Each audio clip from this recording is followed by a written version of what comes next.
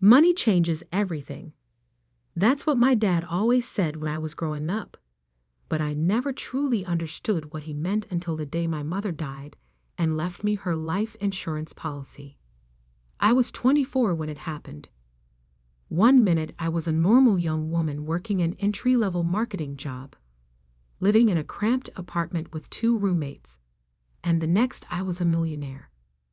Mom had been smart with her investments, smarter than any of us knew. The policy was worth $2.8 million. Dad took it hard when she passed. For months, he barely left the house, barely spoke to anyone. I'd bring him groceries, make sure he ate, try to get him to join the land of the living again. Then he met Victoria. Victoria swept into our lives like a hurricane in designer heels. She was everything my mother wasn't. Loud, flashy, obsessed with status. She was also 15 years younger than my father and worked as a luxury real estate agent. "Your father needs someone to take care of him," she'd say, rearranging the furniture my mother had picked out. "And this house needs a woman's touch." I bit my tongue every time she said things like that. After all, Dad was smiling again, leaving the house, seeming more like his old self. If Victoria made him happy, I could learn to live with her constant jabs and subtle put-downs. Then came the day Dad announced they were getting married. "Isn't it wonderful, Sophie?" He beamed, holding Victoria's hand across the dinner table. "We're going to start a whole new chapter." Victoria's smile was all teeth. "And of course, we'll need a new house to start our new life. Something more suitable."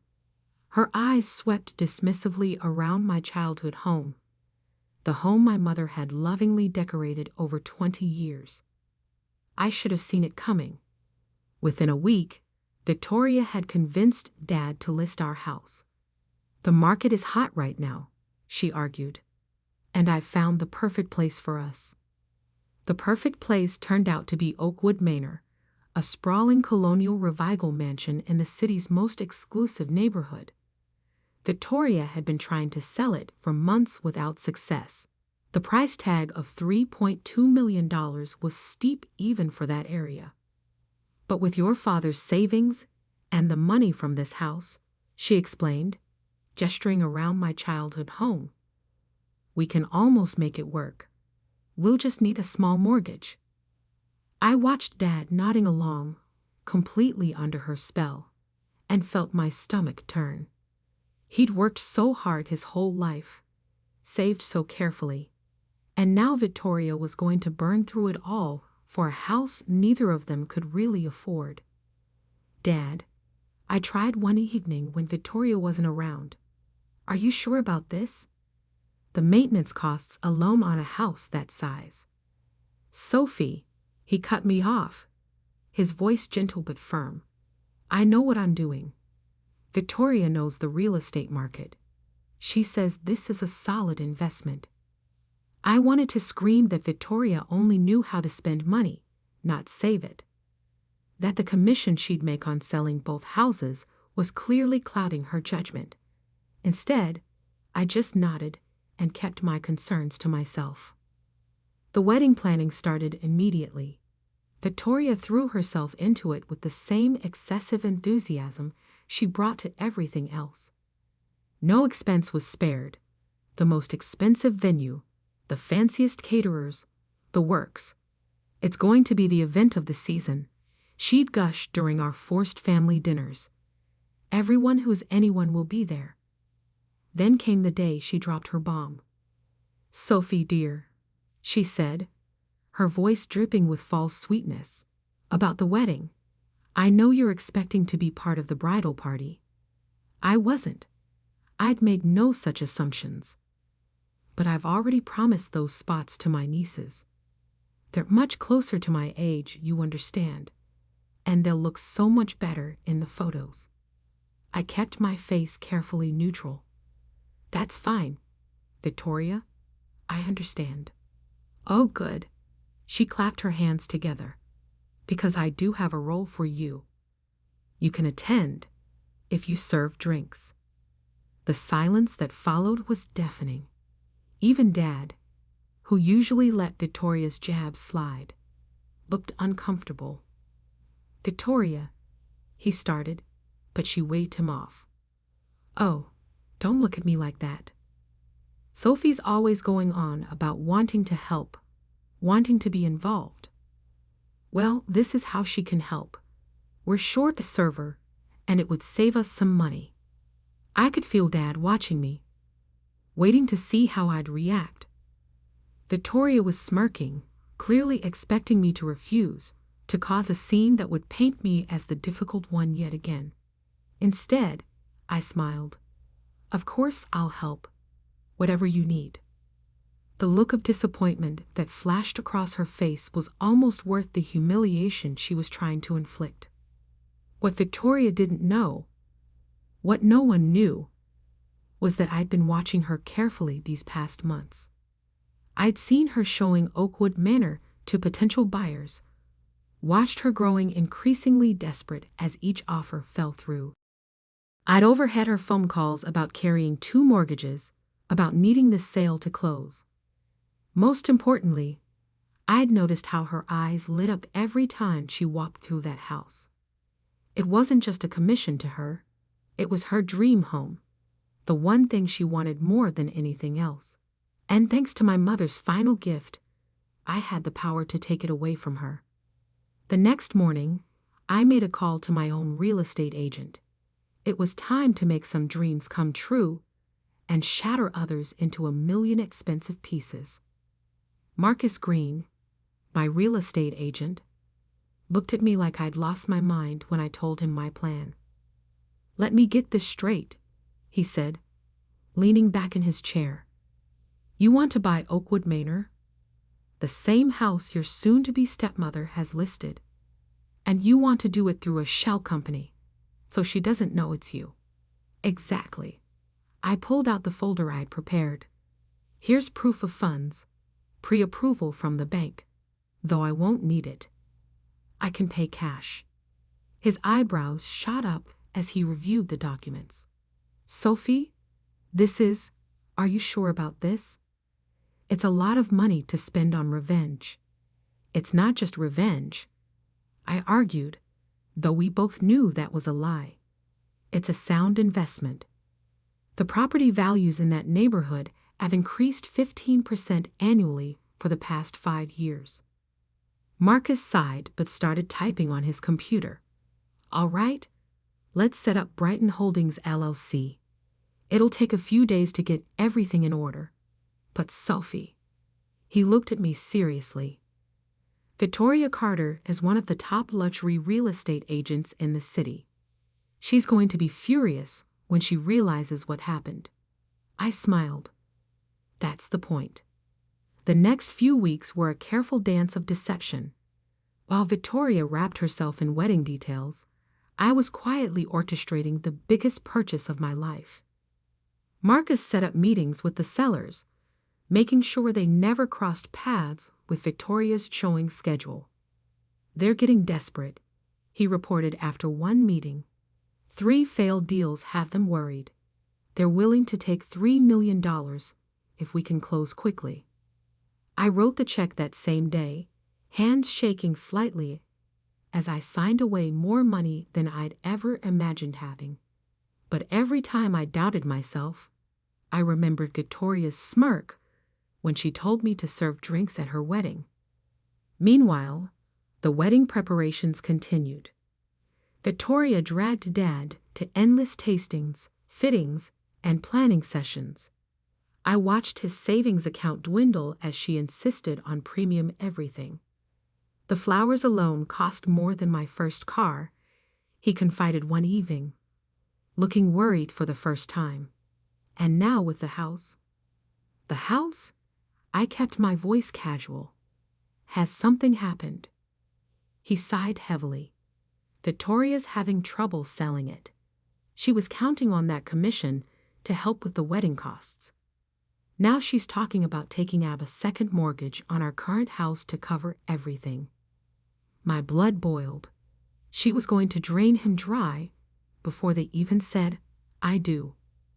The day before the wedding, Victoria called a final rehearsal at the venue, some overpriced country club she'd chosen. I arrived early, dressed in the server's uniform she'd insisted I wear. "Oh, good, you're here," she said, barely glancing at me. "The other servers will show you what to do. Just try not to embarrass me." I spent the next hour learning drink service protocols while Victoria practiced her entrance for the 1,000th time. Her nieces, all perfectly coiffed and coordinated, simpered and praised her every move. "She's going to look amazing tomorrow," one of them gushed, especially in their new house. Victoria preened. "Yes, Oakwood Manor. Did I mention it was featured in Architectural Digest? The crown moldings alone. If you can sell it," another niece said innocently. Victoria's face darkened. "Of course I'll sell it. I have interested buyers. Very interested buyers." I took back a smile. Those interested buyers had just signed the final paperwork an hour ago under the name Brighton Holdings LLC. That night, I could barely sleep. Not because of the wedding, but because of what would happen after. My lawyer had confirmed everything was ready. The timing would be perfect. The next morning dawned bright and clear. I arrived at the country club early, helping set up the bar as Victoria had demanded. She swept in hours later, already in her wedding dress, a monstrosity of tulle and crystals that probably cost more than most people's cars. "Sophie," she barked, "make sure you keep my champagne glass full during the reception. And for heaven's sake, try to stay out of the photos." "Yes, Victoria," I said meekly, straightening my server's bowty. "Whatever you need." The ceremony itself was beautiful, I'll give her that. Dad looked happy, if a bit overwhelmed, as he said his vows. I stood in the back, tray of champagne flutes balanced carefully, watching Victoria promise to love and cherish him. But it was during the reception that things really got interesting. Victoria, several glasses of champagne in, was holding court at the main table. "And wait until you see the house," she was saying to anyone who would listen. The marble foyer, the grand staircase. I knew the moment I saw it that it was meant to be mine. If only she knew how wrong she was. At exactly 11:55 p.m., I saw my lawyer slip into the reception hall, right on schedule. He caught my eye and gave a slight nod. It was time. I watched my lawyer, James Patterson, make his way through the crowd. He was carrying a sleek leather briefcase, the kind that screamed expensive legal documents inside. Victoria, ever attuned to displays of wealth, noticed him immediately. "Can I help you?" she called out, her professional real estate agent smile sliding into place. "Mrs. Carter Reynolds?" James asked formally, using her brand new married name. "I have some documents regarding Oakwood Manor that require your immediate attention." Victoria's face lit up. She'd been drinking champagne all night, celebrating not just her wedding, but also her apparent triumph. "Oh, has someone made an offer?" "Actually," James said, pulling out a thick envelope, "the house has already been sold. These are the final executed documents. The new owners wanted you to have them as a wedding gift." The color drained from Victoria's face. "What?" "That's impossible. I'm the listing agent. All offers have to go through me." "Not when the buyers work directly with the seller's agent," James replied smoothly. "Brighton Holdings LLC closed on the property this morning. All cash offer, no contingencies. The deed has already been recorded." Victoria snatched the envelope, her perfectly manicured hands shaking as she ripped it open. Around her, the wedding guests had gone quiet, sensing the drama unfolding. 3 million, she whispered, scanning the documents. They accepted 3 million, but I had it listed at 3.2. The sellers were motivated, James said diplomatically, and Brighton Holdings was ready to close immediately. Brighton Holdings? Dad spoke up from beside Victoria. Who are they? This was my cue.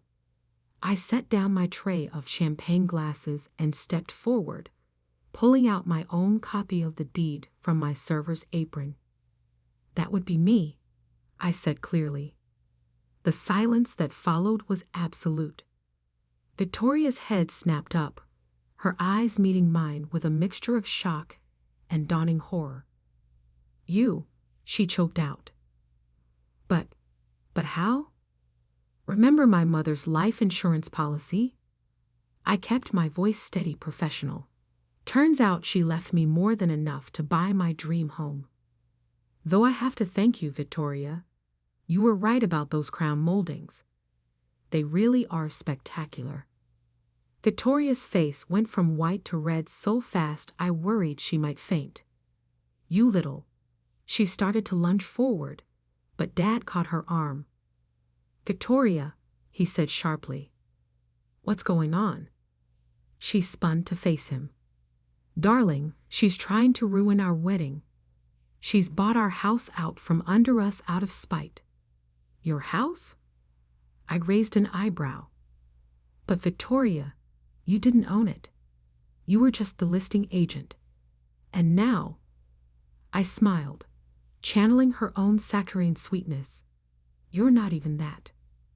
One of her nieces gasped. Another started giggling nervously. Victoria looked like she might explode. You can't do this, she hissed. We had plans. The renovations. Our future. Actually, James interjected, as the new owner, Ms. Wilson has full authority to do whatever she wishes with the property, including, he paused meaningfully, terminating any existing purchase agreements. Dad was looking between us, his wedding day joy replaced by confusion and growing understanding. The money, he said slowly. Victoria, you said we had enough for the down payment. We did, she insisted, once I got my commission from the sale, and if we took out a second mortgage, and maybe borrowed against your retirement. I watched my father's face as the full picture of Victoria's financial plan became clear. She'd been counting on bleeding him dry to fund her dream lifestyle. Here's what's going to happen, I said, my voice cutting through Victoria's increasingly desperate explanations. I'm moving into Oakwood Manor next week. You two can stay in our family home. The one Mom and Dad built together. The one you were so eager to sell. I turned to my father. Dad, I've set up a trust to maintain the house. It's yours for life. No matter what. Victoria can't touch it. You can't do this to me, Victoria whispered, but the fight was draining from her voice. Not today. Not at my wedding. Actually, I smiled, straightening my server's body one last time. I think serving you these papers is the perfect end to my serving duties. Would you like another glass of champagne with them? The reception fell apart pretty quickly after that. Victoria's nieces huddled in a corner, furiously texting everyone they knew. The other guests made polite excuses and left early. Dad sat at a table with his head in his hands, the weight of his new wife's deception finally sinking in. Victoria herself disappeared into the bridal suite and refused to come out. A week later, I stood in the marble foyer of Oakwood Manor, my manor now, and watched the movers bring in my furniture. The crown moldings really were spectacular, but what I loved most was the garden. Mom would have loved it too. Dad came to see me that afternoon. He looked tired, but resolute. "Victoria's staying at her sister's," he said, accepting the coffee I offered. "She's not taking things well." "And you?" I asked carefully. "How are you taking things?" He was quiet for a long moment, looking around at the house that should have been his, if his new wife hadn't been so focused on appearances that she was willing to bankrupt him to maintain them. "I filed for an annulment this morning," he said finally. "Turns out starting a marriage with massive financial deception is grounds for that." I reached across the kitchen island and squeezed his hand. "I'm sorry, Dad. Not about Victoria, but about ruining your wedding day." He squeezed back. "Don't be. You saved me from making a very expensive mistake. Your mother," he smiled sadly, "she would have been proud of how you handled it, though maybe not of the dramatic timing." I laughed. Mom always did say I had a flair for the theatrical. "Listen," Dad said, growing serious, "about the family house. It's yours." I cut him off. "Like I said, I've put it in a trust. You can live there as long as you want. Victoria can't touch it, and neither can any future adventures in romance." He had the grace to look embarrassed. "Thank you, Sophie, for everything." After he left, I walked through my new house, all 8,000 square feet of it. The grand staircase that Victoria had coveted, the gourmet kitchen she planned to remodel, the master suite she dreamed of sleeping in. It was all mine now. I thought about her face when she realized what I'd done, the way her perfect wedding dissolved into chaos. Maybe it was petty of me to do it that way, to wait until her big moment to serve the papers. But then I remembered her smirk when she handed me that server's uniform, her casual cruelty in trying to humiliate me on what should have been a day of family celebration. Sometimes revenge is best served with a champagne chaser. 2 days later, a large envelope arrived from Victoria's real estate office. Inside was a single sheet of paper, her final commission statement for Oakwood Manor, showing a big fat 0. I had it framed and hung it in my new home office, right below the crown moldings she'd loved so much. As for the server's uniform, I had it bronzed and turned into a sculpture for my garden, a little reminder that sometimes the best revenge isn't just about winning, it's about serving it with style. Money changes everything. That's what my dad always said when I was growing up, but I never truly understood what he meant until the day my mother died and left me her life insurance policy. I was 24 when it happened. One minute I was a normal young woman working an entry-level marketing job, living in a cramped apartment with 2 roommates, and the next I was a millionaire. Mom had been smart with her investments, smarter than any of us knew. The policy was worth $2.8 million. Dad took it hard when she passed. For months, he barely left the house, barely spoke to anyone. I'd bring him groceries, make sure he ate, try to get him to join the land of the living again. Then he met Victoria. Victoria swept into our lives like a hurricane in designer heels. She was everything my mother wasn't. Loud, flashy, obsessed with status. She was also 15 years younger than my father and worked as a luxury real estate agent. "Your father needs someone to take care of him," she'd say, rearranging the furniture my mother had picked out. "And this house needs a woman's touch." I bit my tongue every time she said things like that. After all, Dad was smiling again, leaving the house, seeming more like his old self. If Victoria made him happy, I could learn to live with her constant jabs and subtle put-downs. Then came the day Dad announced they were getting married. "Isn't it wonderful, Sophie?" he beamed, holding Victoria's hand across the dinner table. "We're going to start a whole new chapter." Victoria's smile was all teeth. And of course, we'll need a new house to start our new life. Something more suitable.